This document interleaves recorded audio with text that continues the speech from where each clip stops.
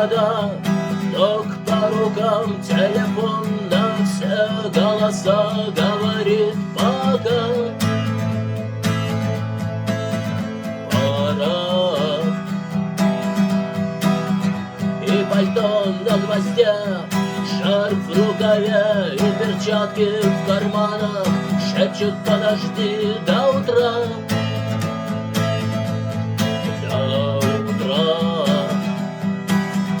Но странный стук зовет дорогу.